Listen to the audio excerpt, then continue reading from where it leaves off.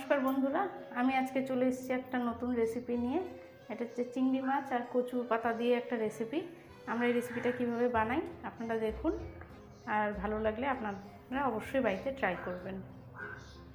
তো আমরা রেসিপিটা তৈরি করার জন্য প্রথমে কড়াতে অল্প একটু জল নিয়ে নিচ্ছি। জলটা একটু গরম হলেই আমরা এই যে কচু পাতা এইভাবে কেটে রেখেছি, জাস্ট এটা একটু গরম জলে দিয়ে দিব। দিয়ে বেশিক্ষণ ফুটাবো না, এইভাবে। এই রেসিপিটা করতে বেশি কিছু লাগে না, সামান্য কয়েকটি উপকরণ দিয়ে রেসিপিটা হয়ে যায়।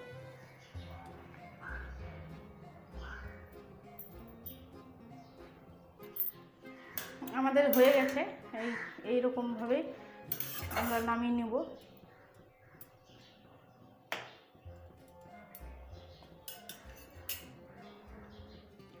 আমাদের কচু পাতাটা ভালো করে ধোয়া হয়ে গেছে। এবার আমরা এই কড়াটার মধ্যে কচু পাতাটা দিয়ে দিলাম।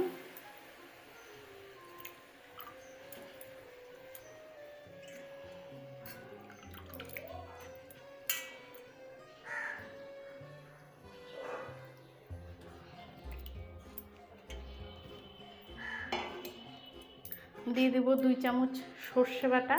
এখানে সাদা সর্ষে, কালো সর্ষে আর কাঁচা লঙ্কা একসাথে বাটা আছে। দিয়ে দেবো চিংড়ি মাছ। এখানে মোটামুটি 50 গ্রামের মতো চিংড়ি মাছ আছে, ছোট কুচো চিংড়ি এগুলো। দিয়ে দিলাম কালো জিরে,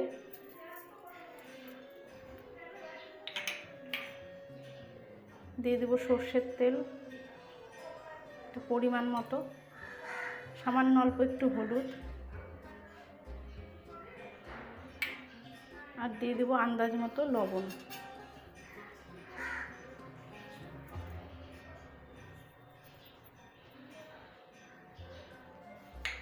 দিয়ে ভালো করে মেখে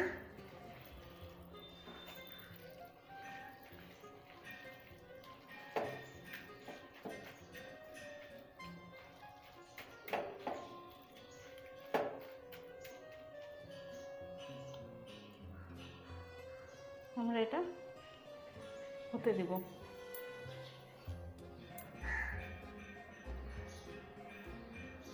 একটুখানি হাত ধোয়া জল দিয়েছিলাম, দিয়ে এবার এটাকে আমরা পুরো কিছুক্ষণ ঢাকা রেখে দেব। জলটা শুকিয়ে গেলে এটা হয়ে যাবে।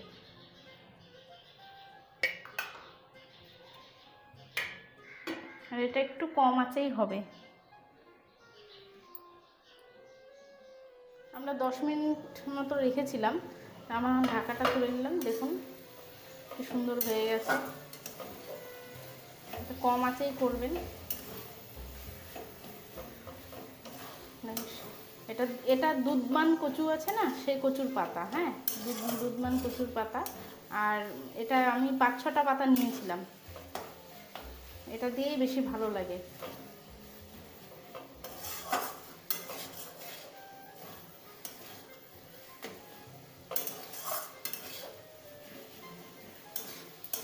এবার আমরা একটু নামিয়ে নেব।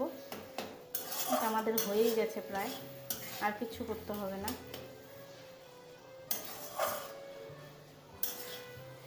একটু সামান্য সরষের তেল দেব কাঁচা, দিয়ে নামিয়ে নেব। আমাদের এটা হয়ে গেছে। আপনারাও বাড়িতে এটা খুব ট্রাই করে খাবেন, খুব ভালো লাগে খেতে। গরম ভাত আর এটা একসাথে দারুণ টেস্ট হয়, আর কিচ্ছু লাগবে না।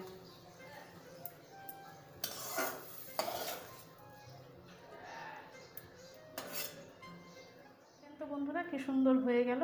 আপনারাও এটা বাড়িতে ট্রাই করবেন, আর আমাদের কমেন্ট করে অবশ্যই জানাবেন কেমন লাগলো। আজকে আসছি, নমস্কার।